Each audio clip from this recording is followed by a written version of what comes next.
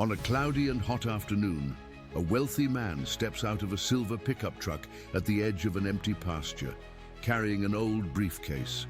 His 8-year-old daughter holds one of the triplets tightly, while the other two play unaware. He walks to a closed barn, forces the door open, and enters without looking back. Outside, a white horse leans against the fence, sniffs the air, and neighs softly.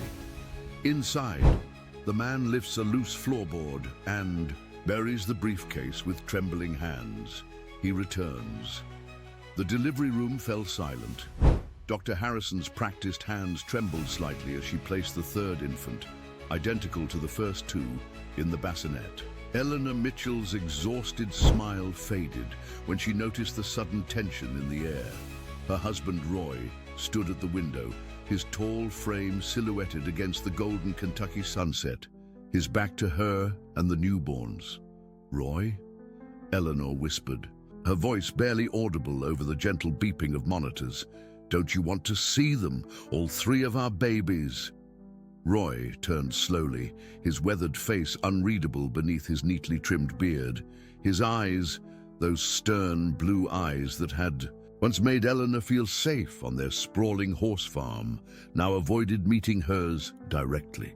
When he finally approached the bassinets, his breath caught. The babies, identical triplets, all had unmistakable Asian features, almond-shaped eyes, black hair with a slight wave, and a complexion several shades darker than either parent's, and fair skin. "Congratulations," Dr. Harrison said softly, breaking the heavy silence. "You have 3 healthy baby boys." Eleanor reached for Roy's hand, but he had already withdrawn, muttering something about paperwork before disappearing through the swinging doors. The hollowness of his footsteps echoed in Eleanor's chest as she gazed at her sons, questions forming in her mind even through the haze of exhaustion and morphine. 3 days later, they brought the triplets, named Thomas, James, and Daniel, home to Windcrest Farm, a 200-acre property that had been in Roy's family for generations. The white, clapboard farmhouse stood proudly atop a gentle hill, surrounded by rolling pastures and oak trees that had witnessed over a century of Mitchell family history. The late September air carried the earthy scent of hay and the distant whinnying of horses.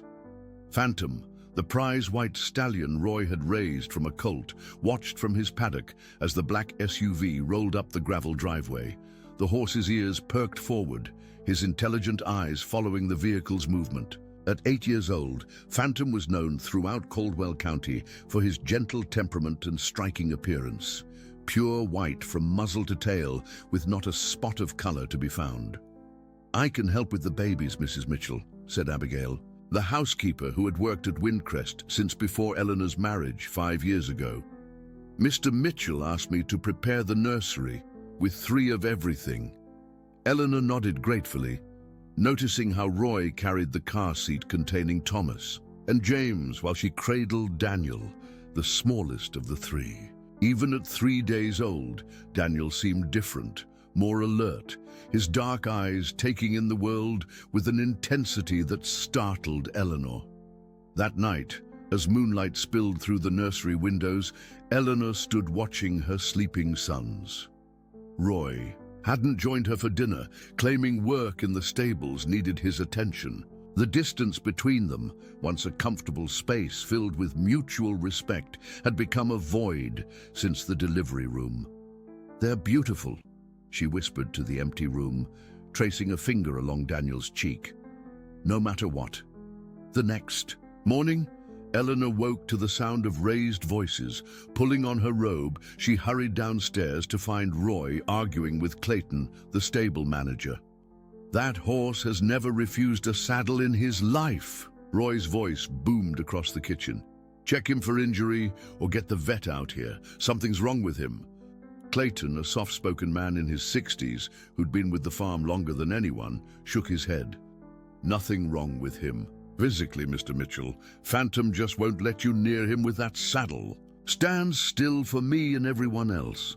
Roy slammed his coffee mug down. "Fix it, Clayton. That horse cost more than your yearly salary." Eleanor cleared her throat. "Is everything all right?" Both men turned, Clayton tipping his worn baseball cap in greeting while Roy merely grunted before brushing past her and out the door. The slam echoed through the house, causing a chorus of cries from upstairs. "Don't mind him, Mrs. Mitchell," Clayton said quietly. "Some men don't know how to handle surprises is all." After feeding the triplets with Abigail's help, Eleanor found herself drawn to the stables. With the babies napping under the housekeeper's watchful eye, she walked the familiar path across the yard, autumn leaves crunching beneath her boots. The air smelled of sweet feed leather and the particular dusty warmth unique to horse barns. Phantom stood in his stall, his white coat gleaming in the shafts of light that pierced through the high windows. When he saw Eleanor, he nickered softly and extended his elegant neck over the half door. "What's this I hear about you giving Roy trouble?" she murmured, stroking the velvety muzzle. Phantom blew gently against her palm, his dark eyes seeming to hold a wisdom beyond his years. "You've never been difficult before." Clayton appeared at her side, carrying a halter. "Want to see something strange, Mrs. Mitchell?" She nodded, stepping back as Clayton opened the stall door. Phantom stood perfectly still as the elderly man slipped the halter over his head and led him into the center aisle. The horse followed with willing steps, his hooves making soft clops against the concrete floor. "Now watch this," Clayton said, retrieving Roy's saddle pad and English saddle from the tack room. The moment he approached Phantom with them, the horse's demeanor changed. His ears flattened, his nostrils flared, and he backed away with determined steps. "He won't let Mr. Mitchell ride him anymore," Clayton explained, putting the tack away. "Started the day you came home from the hospital. But look," he grabbed another saddle, one Eleanor recognized as her own. Phantom remained calm as Clayton placed it on his back.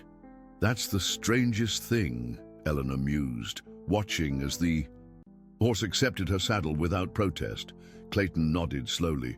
"Horses know things, Mrs. Mitchell. My grandpa used to say they can see into a person's soul." That evening, as a chilly rain began to fall, Eleanor found herself alone in the great room with the triplets. Roy had taken to sleeping in the guest bedroom, claiming her frequent nighttime feedings disturbed his rest. She sat in the rocking chair by the fireplace, nursing Daniel while his brothers slept in their bassinets nearby. "Your daddy will come. Around," she whispered, though uncertainty colored her words. "He just needs time." As weeks passed, the pattern continued. Roy arose before dawn, worked until dusk, and spoke to Eleanor only when necessary, usually about farm business. He barely acknowledged the triplets, leaving their care entirely to Eleanor and Abigail. Phantom continued to reject Roy's attempts to ride him, becoming increasingly agitated whenever Roy entered the stable. On a bright October morning when the triplets were 6 weeks old, Eleanor decided to take them outside for fresh air. Bundling them against the autumn chill, she placed them in the triple stroller, a gift from her sister in Louisville, and wheeled them toward the paddock where Phantom was grazing. The white horse lifted his head as they approached, then trotted to the fence with a grace that belied his size. Eleanor smiled as Phantom stretched his neck over the top rail, nostrils flaring as he sniffed curiously at the babies. "These are my boys, Phantom," she said, "Thomas, James, and Daniel." As if understanding, the horse lowered his head further, his muzzle hovering just above Daniel. The baby, who had been fussing moments before, grew quiet, his dark eyes fixed on the white face above him. A small hand reached up, tiny fingers splayed in the sunlight. "Well, would you look at that?" came Clayton's voice from behind her. "Seems like young Daniel there has made a friend." Eleanor nodded, noting the strange intensity of Phantom's gaze as he regarded the smallest triplet. "He's always been the most observant one." "Horses and babies," Clayton mused, leaning against the fence, "both innocent souls. They recognize each other." Later that day, while sorting through a box, Of Roy's winter clothes in the attic, Eleanor found it, a dusty wooden frame that had fallen behind an old trunk. Pulling it into the light from the single bulb overhead, she felt her heart skip a beat. The photograph, yellowed with age, showed Roy about 10 years younger, standing beside a beautiful Asian woman. They were positioned in front of what looked like a research facility, both wearing lab coats. Between them stood a young phantom, barely more than a colt. The woman's hand rested on the horse's neck, her smile serene as she gazed not at the camera, but at Roy. Eleanor turned the frame, over with trembling hands.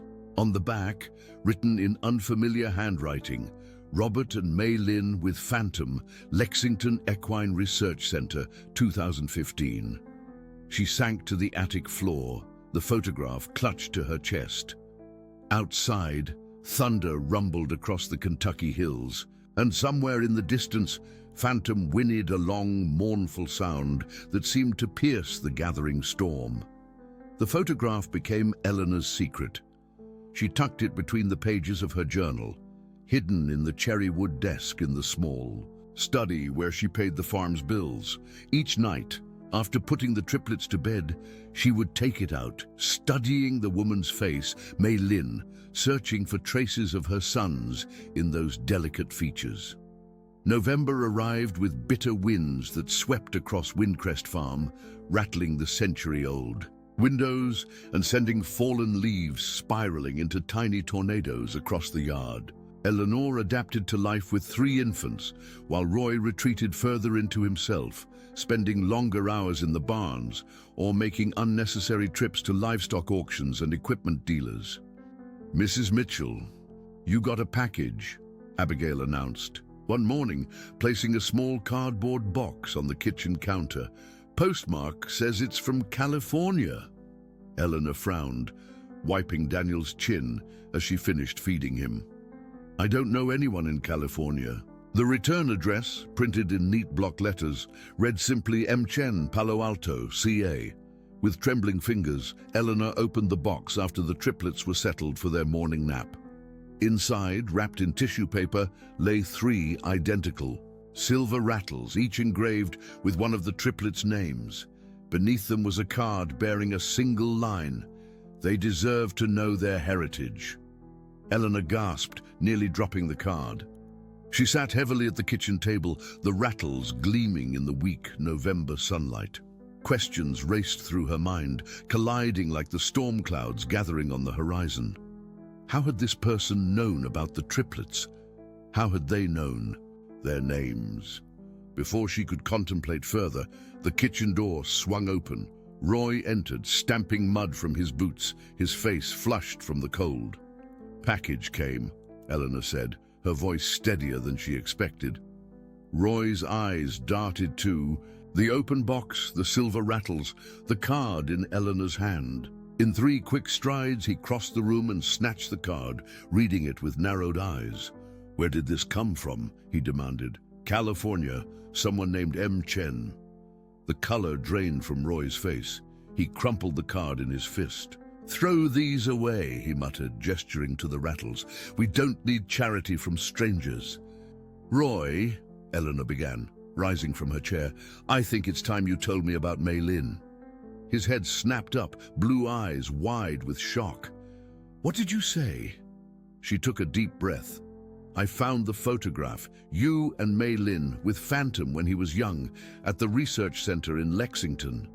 For a moment, Roy seemed to deflate, his broad shoulders sagging beneath his canvas jacket.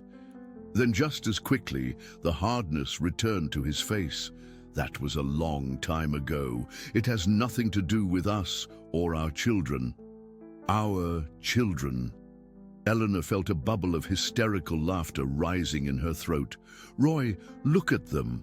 They have her eyes, her hair. Please just tell me the truth." "There's nothing to tell." He turned toward the door, then paused. "And stay away from that horse. He's being sold next week." "You can't sell Phantom." The words burst from her before she could stop them. Roy's expression was cold. "My farm, my horse, my decision." After he left, Eleanor sank back into her chair, tears streaming down her face. From upstairs came the thin wail of one of the triplets awakening. Daniel, she knew immediately. Each boy had a distinct cry that she'd learned to recognize within weeks of their birth. She wiped her eyes, tucked the silver rattles into her pocket, and went upstairs. Daniel's face was scrunched in distress, tiny fists waving in the air. His brothers slept on peacefully in their cribs across the nursery. "Shh, my sweet boy," Eleanor soothed, lifting him into her arms. She carried him to the window that overlooked the paddock where Phantom grazed, his white coat stark against the brown November grass. "Look, there's your friend." Daniel's cries subsided as his dark eyes focused on the distant figure of the horse. Eleanor felt a strange connection flowing between her son and the animal, something she couldn't explain but couldn't deny. That evening, after a silent dinner with Roy, Eleanor slipped out to the stables.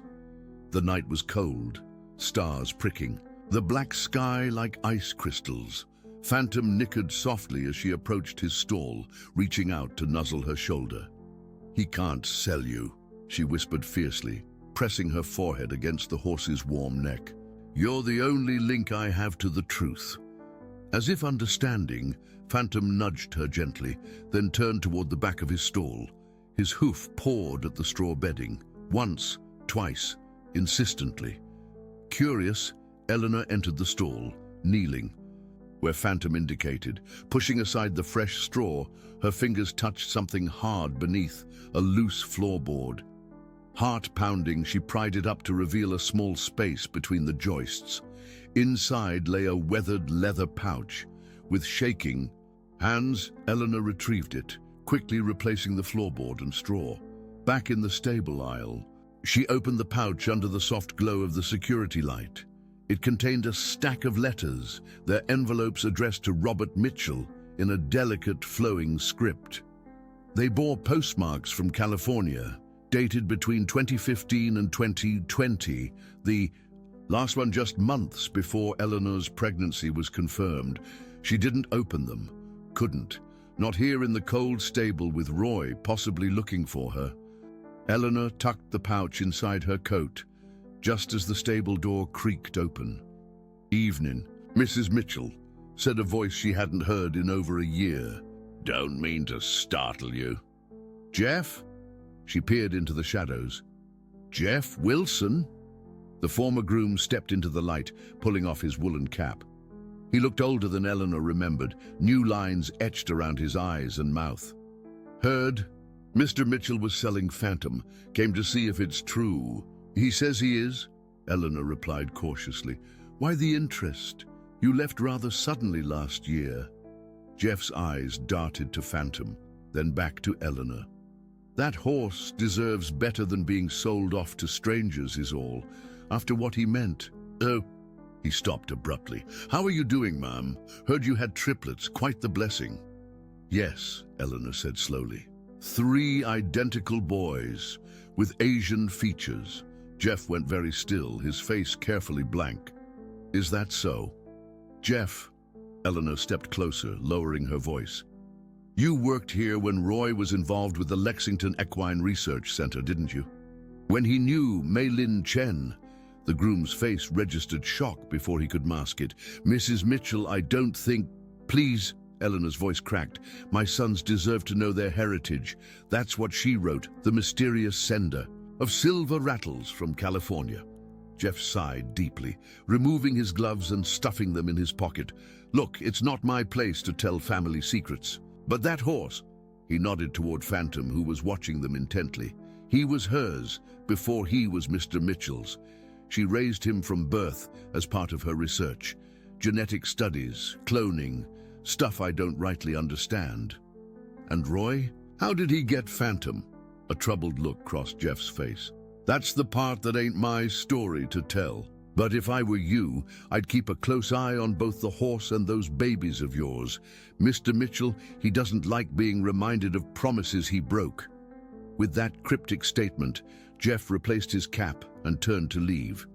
At the door, he paused. One more thing, Mrs. Mitchell. There's an old professor at the research center, Dr. Harriet Simmons.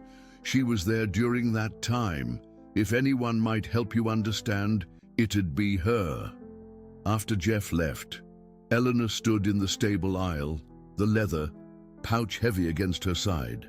Phantom watched her with intelligent eyes that seemed to hold secrets. On impulse, she approached his stall again.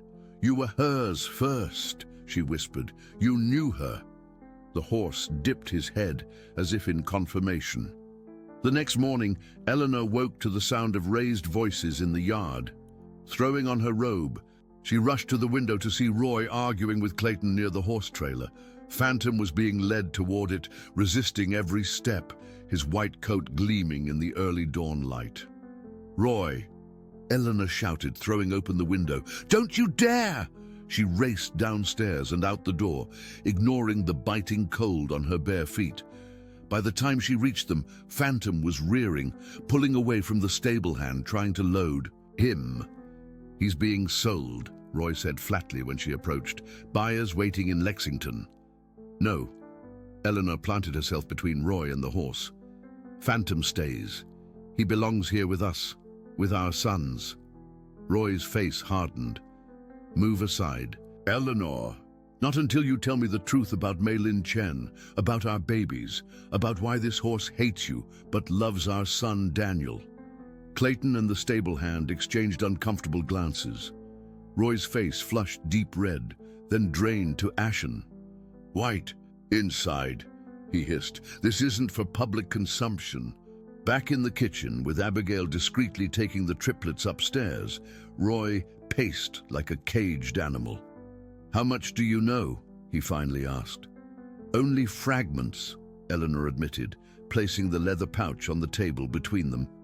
"But enough to know our children aren't biologically mine." Roy stared at the pouch, recognition and what might have been fear flickering across his face. "Where did you find those?" "Phantom showed me," she said simply, "like he's been trying to show us something all along." Roy sank into a chair, suddenly looking far older than his 40 years. "It wasn't supposed to happen this way," he muttered. "The surrogacy was private, confidential. No one was supposed to know." "Surrogacy," Eleanor repeated, her voice hollow. "We needed an heir for Windcrest," Roy continued, staring at his hands. "After the doctors told us you couldn't conceive, Mei-Lin was brilliant, a geneticist working on breakthrough reproductive technology. She offered to be our surrogate, using her eggs and my sperm. It was supposed to be one baby, but the embryos split, identical triplets." "When?" Eleanor whispered. "When did this happen?" "The procedure was done before she moved back to California, about a year ago. She wanted no part in raising them. Said her career was her priority. Everything was arranged through legal channels. But the babies look like her." Roy's jaw tightened. An unexpected outcome. The procedure was experimental. She thought her genetic contribution would be minimal. Eleanor felt dizzy with revelation. "Did you love her, Roy?" His silence was answer enough. "And Phantom? Why does he reject you now?" Roy's gaze shifted to the window, where the white horse could be seen pulling against his lead rope. Phantom was part of Mei-Lin's research. She raised him, then gave him to me when she left Kentucky the first time. "A gift," she said. He laughed bitterly. "Maybe he senses her in the boys somehow. Animals have instincts we don't understand." Eleanor wrapped her arms around herself, feeling cold despite the warmth of the kitchen. "Why didn't you tell me all this from the beginning? Would you have agreed to raise another woman's children, especially hers?" "They're your children too, Roy. And yes, I would have. I do love them, all three of them, but I deserved the truth." Outside, Phantom broke free from his handler, galloping across the paddock with his tail raised like a banner. His wild freedom seemed to mock the tangled human emotions inside the farmhouse. As Eleanor watched him, she felt something breaking free within herself as well. the constraints of half-truths and silence that had bound her since the triplets' birth. In the nursery upstairs, little Daniel began to cry. Moments later, Thomas and James joined in, their wails harmonizing in a chorus of need. Eleanor rose, moving toward the stairs. "This discussion isn't over," she told Roy firmly. "But right now our sons need me." Roy flinched at the word "our," then nodded slowly. "Phantom stays," he conceded, "for now." Eleanor climbed the stairs to the nursery, her mind racing with questions still unanswered.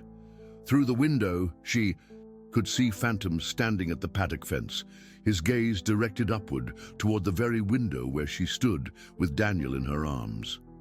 Daniel's cries subsided as he too spotted the white horse. His tiny hand reached toward the window, and Eleanor could have sworn that Phantom nodded in response, a silent guardian acknowledging his charge. Winter descended upon Windcrest Farm with unforgiving intensity. December brought ice storms that encased the fences in crystal sheaths and transformed the oak trees into glittering sculptures. Inside the farmhouse, a different kind of frost persisted between Eleanor and Roy, their conversations brief and functional, revolving around the triplets' care and farm operations. The boys grew rapidly, developing distinct personalities despite their identical appearance. Thomas was bold and demanding, James observant and cautious, while Daniel remained the quietest, with an intensity in his dark eyes that sometimes unnerved Eleanor. By 4 months, all three could roll over, but it was Daniel who watched the world with the most curiosity, especially when Eleanor carried him to the window overlooking Phantom's paddock. "That's not natural," Roy muttered one evening, finding Eleanor holding Daniel at the nursery window. The white horse stood below in the twilight, snow covering his back, his attention fixed on the illuminated window. A horse shouldn't be that fixated on a baby. Eleanor tightened her hold on Daniel. "Perhaps he's just protective. Clayton says horses can sense things." "Clayton talks too much," Roy replied, turning away. "I'll be in Lexington overnight. Equipment auction in the morning." His footsteps faded down the hallway, leaving Eleanor with questions she was still afraid to fully articulate. Since their confrontation about the triplets' origins, Roy had retreated further into himself, spending more time away from Windcrest. The letters from the leather pouch, which Eleanor had finally read in private, revealed a complex history between Roy and Mei Lin. Colleagues turned lovers, separated by ambition and circumstance, reconnected through the surrogacy arrangement that had resulted in the triplets. What the letters didn't explain was why Mei Lin would have agreed to be a surrogate, then disappear completely, or why she now seemed to be reaching out through cryptic packages. The silver rattles remained hidden in Eleanor's dresser drawer, unused but not forgotten.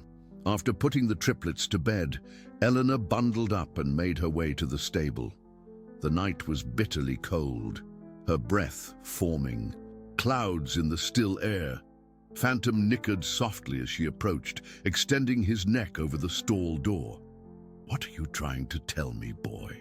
she whispered, stroking his forelock. "What do you know that I don't?" As if in answer, Phantom turned his head toward the small office at the end of the stable block, Roy's private space, where he kept breeding records and business documents. Eleanor had rarely entered it. Roy was particular about his paperwork, handling most farm business himself, despite her accounting background. With a glance toward the darkened farmhouse, Eleanor made her decision. The office door was locked, but she knew where Roy kept the spare key, under a loose brick beside the feed room. Inside, the small space smelled of leather and paper, with a hint of the bourbon Roy occasionally sipped while reviewing accounts. Eleanor switched on the desk lamp, its circle of light revealing stacks of folders and a computer humming on standby. She hesitated only briefly before beginning her search, moving methodically through drawers and file cabinets. In the bottom drawer of the filing cabinet beneath farm tax records, she found a manila envelope labeled simply Lercy 2015. Inside were documents from the Lexington Equine Research Center Institute, research papers co-authored by Dr.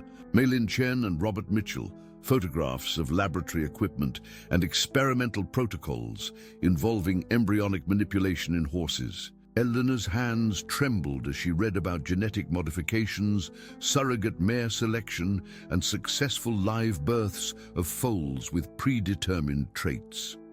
At the bottom of the envelope lay a photograph she hadn't seen before. Roy and Mei Lin, standing beside a pregnant white mare, their arms around each other, faces alight with triumph. On the back, written in the same flowing script as the letters, "Project Phantom successful, our first baby together." Eleanor stared at the words, their meaning slowly penetrating her consciousness. Phantom wasn't just any horse. He was the product of Roy and Mei Lin's research together, possibly their first successful genetic experiment. A sound at the stable entrance snapped Eleanor back to awareness. Quickly replacing the documents, she switched off the lamp and moved to the office door just as Clayton's voice called out, "Just checking the heaters before turning in, Mrs. Mitchell. These temperatures could freeze the water buckets." "It's me, Clayton," she responded, stepping into the aisle with forced casualness. "Checking on Phantom before bed." The elderly manager nodded, his weathered face showing no surprise. "He's been restless tonight. Keeps looking toward the house like he's waiting for something." "The triplets are sleeping soundly," Eleanor said, moving toward Phantom's stall. The horse greeted her with a gentle bump of his muzzle against her shoulder. "Maybe he just misses Daniel." Clayton watched them thoughtfully. "It's more than that, I reckon. That horse is keeping watch over all of you." He hesitated, then added, "Mrs. Mitchell, I don't mean to speak out of turn, but I've worked with horses all my life. They know things we don't, sense things beyond our understanding. And Phantom there, he's special even among horses." "What do you mean, special?" Clayton twisted his cap in his hands. "Back when Mr. Mitchell first brought him here, I noticed things. How smart he was. How he seemed to understand complex commands without training. And his eyes, they hold something I've never seen in other horses, almost like he's thinking in the same way we do." Eleanor's heart raced as she recalled the documents she'd just discovered. "Do you know anything about Roy's research work with Dr. Chen?" A shadow crossed Clayton's face. "Only rumors, ma'am. Talk among the horse community about groundbreaking work they were doing. Some said they were playing God, messing with nature." He glanced at Phantom, who was watching them intently. "All I know is that horse came here as a yearling, already trained beyond his years, and with eyes too knowing for a young animal." "And did you ever meet Dr. Chen?" "Once or twice when she visited the farm. Beautiful lady, brilliant by all accounts. There was a falling out, though. Big argument I overheard parts of. Something about ethical boundaries being crossed. She left Kentucky soon after, and Mr. Mitchell was in a dark mood for months." Eleanor processed this information, pieces of the puzzle slowly shifting into new positions. "Thank you, Clayton. For what it's worth, I think Phantom trusts you." The old man smiled. "Animals know who respects them, Mrs. Mitchell. Now you get some rest. Those boys of yours will be up with the dawn." After Clayton left, Eleanor lingered with Phantom, her mind whirling with questions and half-formed theories. The horse stood quietly beside her, occasionally nudging her hand as if encouraging. "Your thoughts. Whatever the truth is," she whispered to him, "I'll find it. For Daniel and his brothers." January brought snow that blanketed Windcrest in pristine white. The triplets turned 5 months old, and with Roy frequently absent on business, Eleanor developed a daily routine that included bundling the boys in their snowsuits for brief outings to the stable. Daniel, especially, seemed to thrive during these visits, his eyes lighting up at the sight of Phantom. One crisp morning, as Eleanor set up the playpen in the stable's heated tack room to allow the triplets some freedom while she helped Clayton, With inventory, Dr. Harriet Simmons arrived unannounced. The elderly professor emerged from a mud-splattered SUV, her silver hair tucked beneath a knit cap. "Mrs. Mitchell," she called, spotting Eleanor in the stable doorway. "I hope you'll forgive the intrusion. Jeff Wilson suggested I might find some answers here." Eleanor's heart skipped. "Dr. Simmons, from the research center?" The woman nodded, her keen eyes moving past Eleanor to where Phantom stood watching from his stall. "And there he is, specimen P01, still magnificent." "You'd better come inside," Eleanor said, leading her to the farmhouse kitchen where Abigail was preparing lunch. "Would you like coffee? Tea?" "Tea would be lovely." Dr. Simmons removed her coat, revealing a trim figure in practical wool slacks and a turtleneck. "I've been following your situation from afar, Mrs. Mitchell. The triplets, they're mail-ins, aren't they?" Eleanor nearly dropped the mug she was holding. "How did you—" "The timing, for one thing, and Jefferson Wilson contacted me last month, concerned about both the children and Phantom." Dr. Simmons accepted the tea Abigail poured before the housekeeper discreetly withdrew. "I was Mei Lin's mentor, you see. I know what she and your husband were working on before their disagreement." "Which was what exactly?" Eleanor sat across from her visitor, hands wrapped around her own mug for warmth that had nothing to do with the temperature. Dr. Simmons sighed. "Cutting-edge reproductive technology, initially focused on preserving endangered equine bloodlines. Phantom was their first major success, a horse with genetically enhanced intelligence, stamina, and longevity." She paused, sipping her tea. "But success has a way of pushing ethical boundaries. Robert wanted to apply their findings to human reproduction. Mei Lin was reluctant until what? Until they fell in love," Dr. Simmons said simply. "Love has a way of clouding scientific judgment. They began exploring human applications, secretly outside the center's approved research." Eleanor felt suddenly cold. "Are you saying the triplets are some kind of experiment?" Dr. Simmons' face softened. "I'm saying your husband and Mei Lin created something extraordinary together, twice. First Phantom, then your sons. The boys aren't just ordinary children, Mrs. Mitchell. They likely carry the same genetic enhancements as Phantom: increased intelligence, heightened perception, perhaps even accelerated development. That's why Daniel and Phantom seem connected," Eleanor whispered. "They recognize something in each other." "Precisely. Phantom was designed with elevated empathic responses, the ability to form deep bonds and read human emotions. It makes him an extraordinary horse, but it also means he understands far more than a typical animal would." Dr. Simmons leaned forward. "Mrs. Mitchell, has Mei Lin contacted you directly?" Eleanor hesitated, then nodded. "Silver rattles for the boys, a note saying they deserve to know their heritage."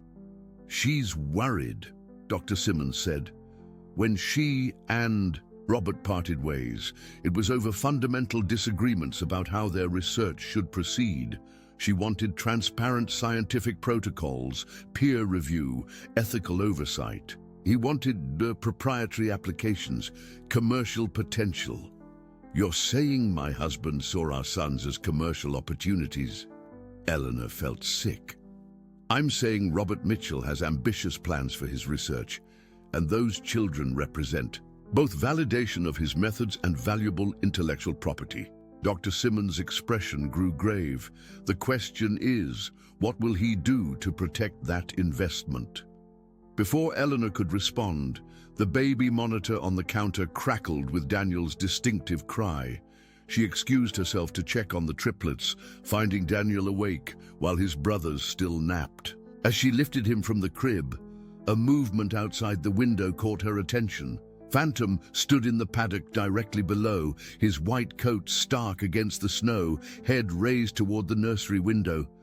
When he saw Eleanor with Daniel, he nickered softly, pawing at the ground.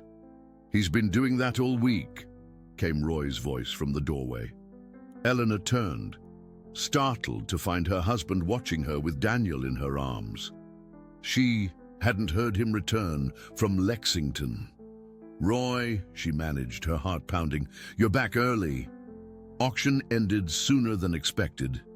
His eyes shifted to the window, narrowing at the sight of Phantom. "That horse is becoming a nuisance. I've had offers from 3 different buyers." "He's not for sale," Eleanor said firmly. "We've already established that." Roy stepped into the nursery, his gaze moving to Daniel, who was watching him with unusual intensity for a 5-month-old.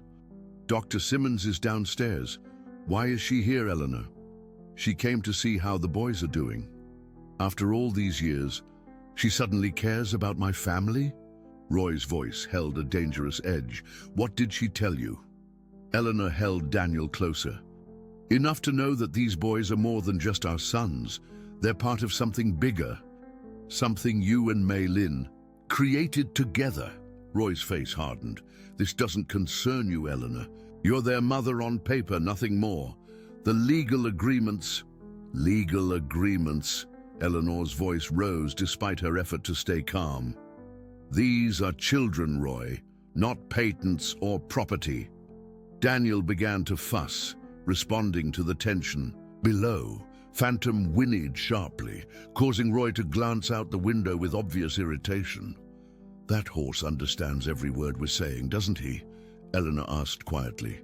"He's not just intelligent, he's something entirely new, just like our sons."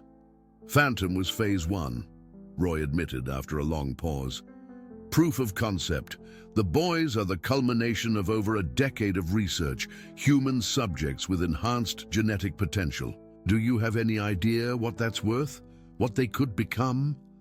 "They're babies, not science experiments," Eleanor said, her voice shaking, "and I won't let you treat them as research subjects." Roy stepped closer, his expression softening into something almost pleading. "Eleanor, try to understand. This work could change human development forever.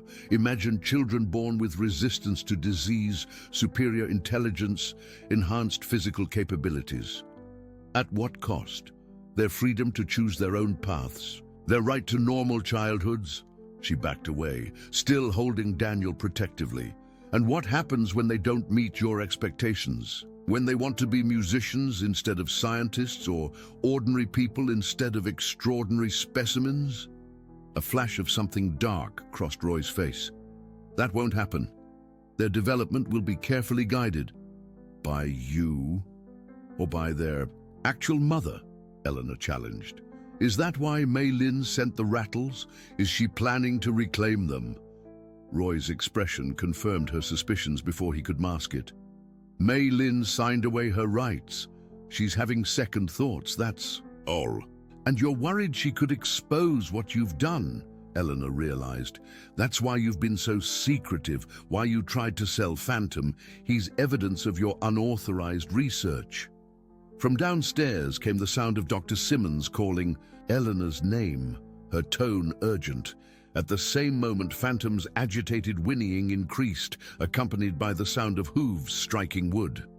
"We'll continue this discussion later," Roy said tersely, turning to leave the nursery, "when you've had time to understand what's really at stake here." As he descended the stairs, Eleanor moved to the window. Phantom was rearing repeatedly, striking the paddock fence with his front hooves.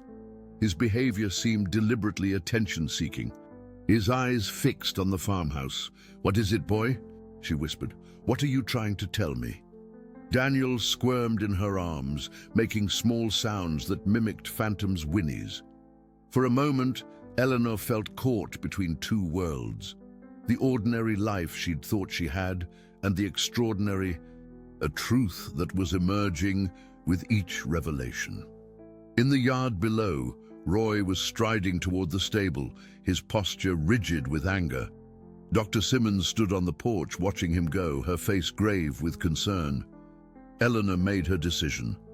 Quickly checking that James and Thomas were still sleeping soundly, she carried Daniel downstairs to where Dr. Simmons waited. "I don't know who to trust anymore," Eleanor admitted, "but I know I need to protect my sons, all 3 of them." "Doctor." Simmons nodded, her eyes kind but resolute. "Then it's time you heard from Mei Lin directly. She's been waiting for you to be ready." Waiting? Where? Closer than you think, the professor replied, glancing toward the window where Phantom could be seen pacing his paddock, a white sentinel against the winter landscape. And she's not alone.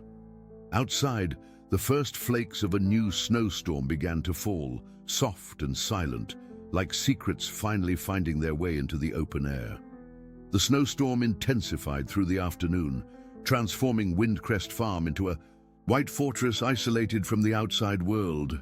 Roy had not returned from the stables, and Dr. Simmons sat with Eleanor in the kitchen, the triplets asleep in their portable cribs nearby. Thomas and James slumbered peacefully, but Daniel remained alert, his dark eyes following the adults' movements with unnerving focus. "Tell me about Mei Lin," Eleanor said, pouring more tea into Dr. Simmons's cup. "Not the scientist, the woman, the mother of my sons." Dr. Simmons smiled gently. Brilliant, of course, determined, but also deeply compassionate. She grew up in San Francisco, the daughter of immigrants who sacrificed everything for her education. When she pioneered the genetic enhancement techniques with Robert, she envisioned a world where children wouldn't suffer from hereditary diseases, where human potential could be fulfilled without artificial limitations. And the surrogate arrangement. Why would she agree to carry triplets for a man she'd broken ties with? The professor's face grew somber. That's where the story becomes complicated. Mei Lin never intended to be a surrogate, at least not the way Robert presented it to you. Eleanor's hand stilled on her mug. What do you mean? The embryos implanted in Mei Lin were created years ago during their research partnership.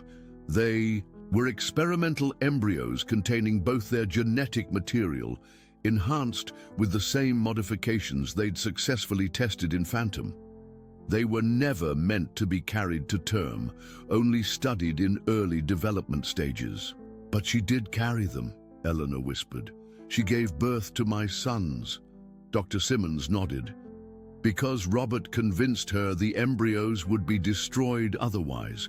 There was an ethics investigation at the Institute after a whistleblower, Wilson actually, raised concerns about unauthorized human embryo manipulation.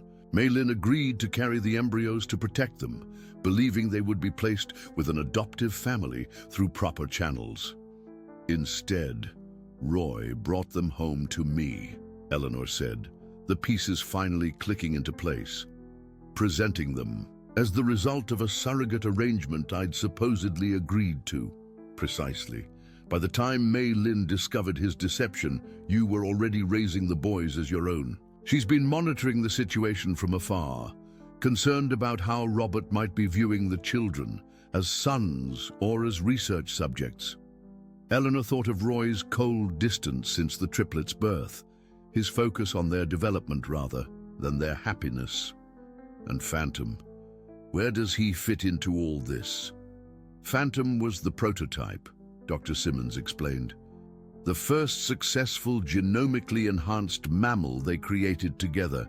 He possesses intelligence far beyond normal equine, capacity, emotional recognition approaching human levels, and an expected lifespan nearly twice that of a typical horse. He was also bonded to Mei Lin from birth, something they didn't anticipate in their research protocols. That's why he rejects Roy but accepts me and Daniel, Eleanor realized. He knows Mei Lin's genes in Daniel. He's protecting him, all of them. A sharp whinny from outside drew their attention to the window. Despite the blinding snow, Phantom could be seen at the paddock gate, pawing insistently at the ground. "He's trying to tell us something," Dr. Simmons said, rising from her chair. "Something urgent." Eleanor moved to the window, Daniel now awake and cradled in her arms. The white horse reared slightly, eyes fixed on them with unmistakable intelligence. Behind him, barely visible through the swirling snow, a figure was approaching from the tree line that marked the property boundary. "Someone's coming," Eleanor said, her heart racing. "Through the north woods." Dr. Simmons peered through the glass. "It's her. She's here." "Mei Lin," Eleanor gasped, "in this storm." Before Dr. Simmons could answer, the back door flew open. Roy stood in the doorway, snow dusting his shoulders, his expression thunderous. "Harriet, I want you off my property, now." "That's not possible in this weather, Robert," Dr. Simmons replied calmly, "and there's someone else arriving who needs to be part of this conversation." Roy's gaze moved to the window, his face paling, as he spotted the distant figure. "You brought her here? After everything, you brought her to my home?" "She came on her own, Robert. For her children." Dr. Simmons stood her ground. "It's time for truth, for everyone's sake." A tense silence filled the kitchen, broken only by Daniel's soft cooing. Outside, Phantom continued to paw at the snow, his attention now fixed on the approaching figure. "They're my sons," Roy said finally, his voice strained. "Mine and Mei Lin's, the culmination of our research, living proof that we succeeded where others failed. The paperwork claiming Eleanor as their mother is legally binding. Paperwork I never saw or signed," Eleanor countered, anger rising within her. "You lied to me, Roy, about everything. I gave you what you wanted, children of your own when you couldn't conceive," Roy shot back. "What difference does it make how they came to be?" "All the difference in the world," came a new voice from the doorway. Eleanor turned to see a woman standing just inside the kitchen. Slender, elegant despite her snow-covered coat, with the same delicate features and almond-shaped eyes as the triplets. Her gaze immediately found Daniel in Eleanor's arms, her expression softening with unmistakable recognition. "Mei Lin," Roy said, his voice suddenly uncertain. "You shouldn't have come."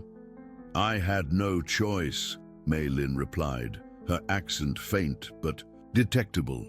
"Not after what Jefferson told me about your plans for the boys." She turned to Eleanor, bowing slightly. "Mrs. Mitchell, I apologize for the intrusion. I never intended to disrupt your life." Eleanor stood frozen, studying the woman whose genes her sons carried. There was a gentleness in Mei Lin's eyes, a quiet strength that reminded her of Daniel's thoughtful gaze. "Why now?" Eleanor finally asked. "Why not come forward when they were born?" "I was led to believe they would be raised with love, as normal children, with their genetic origins kept private for their protection," Mei Lin answered, removing her wet coat. "But when I learned Robert was documenting their development for research purposes, planning to publish his findings once they reached certain milestones," she shook her head. "I couldn't remain silent." Roy's face hardened. "The scientific community deserves to know what we achieved. These boys could change everything we understand about human potential." "They're children, not lab specimens," Mei Lin countered, her voice rising slightly. "We agreed the embryos would be carried to term only if they could have normal lives, free from scrutiny and expectation. You promised me, Robert." Daniel squirmed in Eleanor's arms, reaching toward Mei Lin with small, grabbing hands. The woman's eyes filled with tears as she looked at him. "He recognizes me," she whispered, "even after all this time." "Genetic memory," Roy said dismissively. "A fascinating data point, nothing more." Dr. Simmons stepped forward. "That's enough, Robert. These women deserve the whole truth about the boys, about Phantom, about everything." From the portable cribs, Thomas and James began to stir, as if sensing the tension in the room. Outside, Phantom's whinnies grew more insistent, piercing through the howling wind. "He knows I'm here," Mei Lin said, glancing toward the window. "Phantom has always been the bridge between us. He carried the first successful genetic modifications we developed together. The same modifications present in the triplets." "What exactly did you do to them?" Eleanor asked, fear and anger mingling in her voice. Mei Lin's expression was pained. "We enhanced certain cognitive pathways, strengthened immune responses, and increased neural plasticity. Nothing that would make them visibly different, but enough to potentially accelerate their development and maximize their natural capabilities." "You played God," Eleanor whispered. "We pushed scientific boundaries," Roy corrected. Every major advance in human history has required someone brave enough to ask, "What if?" "At what cost?" Eleanor demanded. "What happens to these boys? When the world discovers what they are? When they become specimens instead of children?" Maylin approached cautiously, her eyes never leaving Daniel. "That's why I'm here, Mrs. Mitchell. Not to take them from you. They know you as their mother, and breaking that bond would be cruel, but to protect them from becoming public spectacles or research subjects." A crash from outside interrupted their conversation. Through the window, they could see that Phantom had broken through the paddock gate and was now standing in the yard, his white coat almost invisible against the snow, except for his dark, intelligent eyes. "He's coming for her," Roy said, moving toward the door. "I need to secure him before he hurts someone." "He would never hurt anyone," Maylin objected, stepping in front of Roy. "He's trying to protect what matters to him, just as I am." As if in response to her voice, Phantom approached the kitchen window, his breath fogging the glass. Daniel squealed with delight at the sight of him, tiny hands pressing against the window pane. "You see it, don't you?" Dr. Simmons said softly to Eleanor. "The connection between them. It's the same genetic enhancements expressing themselves across species, recognition at a cellular level." Eleanor looked from Daniel to Phantom to Maylin, seeing the invisible threads that bound them together. Despite her hurt and anger, she recognized something profound in their connection, something that transcended betrayal and deception. "What happens now?" she asked, looking directly at Maylin. "Do you want to take them from me?" The other woman shook her head firmly. "No, they need stability, love, and protection. You've given them that from the beginning." She approached Eleanor slowly. "What I propose is cooperation. Allow me to be part of their lives, not as a replacement mother, but as someone who can help you understand their unique needs as they develop." "And what about Roy's research ambitions?" Roy's jaw tightened. "Those boys represent years of work, millions in research funding. Those boys represent the future of our research methods, not its culmination," Maylin interrupted. "The techniques we develop can help countless children born with genetic defects, Robert. Isn't that enough of a legacy?" A tense silence filled the kitchen as Roy visibly struggled with conflicting desires, scientific recognition versus the welfare of his sons. Outside, Phantom remained at the window, a silent sentinel watching the human drama unfold. Finally, Dr. Simmons spoke. "Robert, you stand at a crossroads. Pursue your research ambitions by exposing these children. And you lose not only them, but everything else, your reputation, your freedom potentially, if the ethics violations come to light." She paused, letting her words sink in. "Or embrace. Being their father, nothing more, nothing less, the choice seems clear to me." Roy looked at his sons, Thomas and James, now awake in their cribs, Daniel still in Eleanor's arms, then at Maylin, whose quiet dignity seemed to fill the room despite her slender frame. "They were never supposed to be just an experiment," he admitted finally, his voice barely audible. "When we created those embryos, part of me already saw them as our children. I just lost sight of that along the way." "Ah, for what it's worth," Maylin said gently, "they have your determination. I've seen it already in how they focus." A sudden gust rattled the windows, drawing everyone's attention back to the storm. Phantom had moved away from the window and now stood by the back door, as if waiting to be invited in from the cold. "He'll freeze out there," Eleanor said. "The barn is too far in this storm." To everyone's surprise, Roy moved to the door and opened it. "Come on then," he said gruffly to the horse. "Just until the storm passes." Phantom entered cautiously, shaking snow from his coat. The kitchen, already crowded with adults and babies, seemed impossibly small with the addition of a full-grown horse, but there was something right about his presence. He moved directly to Maylin, gently nudging her shoulder in greeting. "Hello, old friend." she murmured, stroking his neck. You've been watching over them, haven't you? The horse nickered softly, then moved to Eleanor and Daniel. With infinite gentleness, he lowered his muzzle to the baby's level. Daniel reached out without fear, his tiny hand patting the velvety nose. Eleanor felt tears prick her eyes at the sight.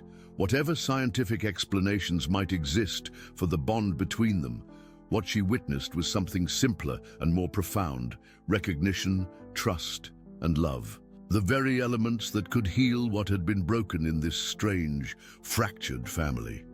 We need to talk terms, she said finally, looking from Roy to Mei Lin. How we move forward from here, for the boys' sake. Dr. Simmons smiled approvingly. That's the spirit, Eleanor. This isn't about who wins or loses. It's about what's best for three very special children. Through the long night, as the storm raged outside, the adults talked. There were moments of anger, tears, and painful honesty, but gradually a framework emerged, a way forward that put the triplets' welfare at the center of every decision. Roy agreed to halt his plans to publish research about the boys, focusing instead on the broader applications of their genetic modification techniques for medical purposes. Mei Lin would relocate to Kentucky, taking a research position at the university in Lexington, where she could be close enough to visit regularly. And Eleanor, whose love for the triplets had never wavered despite the revelations, would remain their primary mother, with full legal rights now properly documented. As for Phantom, the horse who had faithfully kept watch over the family's secrets, he would stay at Windcrest, a living reminder of the extraordinary connections between science and nature, between human ambition and simple love. By dawn, the storm had passed. Eleanor stood on the porch, wrapped in a thick sweater, watching the sunrise paint the snow-covered landscape in shades of pink and gold. Daniel slept in her arms, his brothers still dreaming in their cribs inside. Phantom, released from the kitchen to stretch his legs, trotted through the fresh snow, his white coat gleaming in the morning light. He paused to look back at Eleanor, his intelligent eyes seeming to ask if all was well at last. "It's going to be okay," she whispered, not entirely sure if she was reassuring the horse or herself. "Different than I imagined, but okay." From behind her came the sound of footsteps. Mei Lin joined her on the porch, respecting Eleanor's space, but offering silent companionship. "He's beautiful," Mei Lin said after a moment, nodding toward Daniel. "All three of them are. You've done a wonderful job with them." "They're easy to love," Eleanor replied honestly. "Even when I didn't understand why they looked so different from us, they were still mine in every way that mattered." Mei Lin smiled. "Sadly, that's what motherhood truly is, isn't it? Not genetics or bloodlines, but that fierce, protective love that puts their needs above your own." Eleanor studied the woman beside her, this stranger who was nonetheless connected to her through the children they both loved.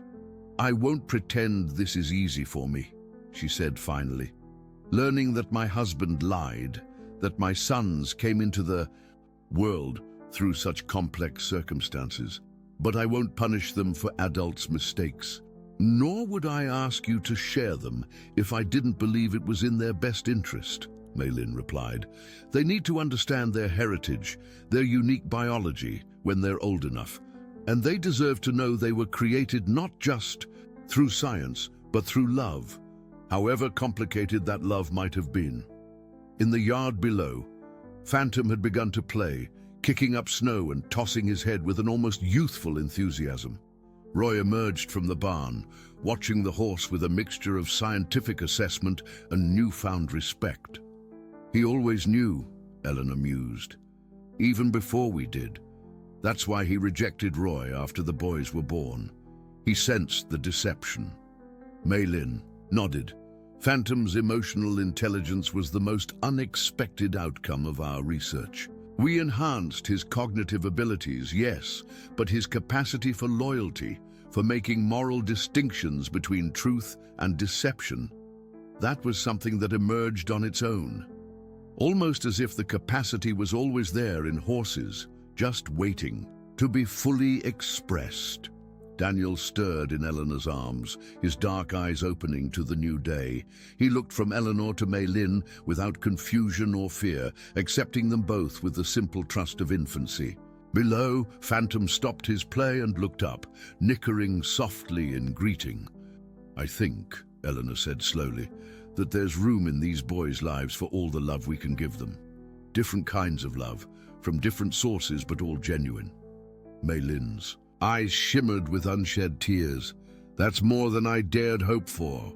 From inside came the sounds of the other triplets awakening, their morning babbles blending with the birdsong that had begun to fill the air. Life at Windcrest Farm would never return to what Eleanor had once thought of as normal. But perhaps this new reality, complicated, challenging, yet rich with unexpected connections, offered something better. As the women turned to go inside, Phantom raised his head high, his whinny carrying across the snow-covered fields like a proclamation. The silent guardian's vigil was not ending but transforming, just as the family he had watched over was finding its way toward a new beginning, one built on truth rather than deception, on genuine bonds rather than artificial constraints. Daniel reached toward the horse from Eleanor's arms, making the soft nickering sound he had somehow learned to mimic. Eleanor smiled, recognizing that her son, like Phantom, would grow up with abilities and perceptions beyond the ordinary. But more importantly, he and his brothers would grow up surrounded by people determined to see them as children first, miracles second, and scientific achievements a distant third. "Welcome to our family," Eleanor said to Mei Lin as they stepped back into the warmth of the house. "It's not what any of us expected, but maybe it's exactly what these boys need." Outside, Phantom returned to his grazing, seemingly satisfied that his long mission, to bring truth to light, to reunite what had been divided, to protect the young ones who shared his special nature, had finally been fulfilled. The white horse, extraordinary in ways both visible and hidden, would continue his watch over Windcrest Farm, a living bridge between science and nature, between human ambition and simple love, between what we create and what we become. In the Bashir kitchen, Roy was awkwardly preparing bottles for Thomas and James, his scientific precision finding a new purpose in fatherhood. Dr. Simmons sat at the table, smiling at the scene of tentative reconciliation unfolding before her. And as Eleanor and Mei Lin entered with Daniel, the morning sunlight streaming through the windows seemed to bless this unconventional family, bound together not by conventional ties, but by truth finally unbridled and allowed to run free.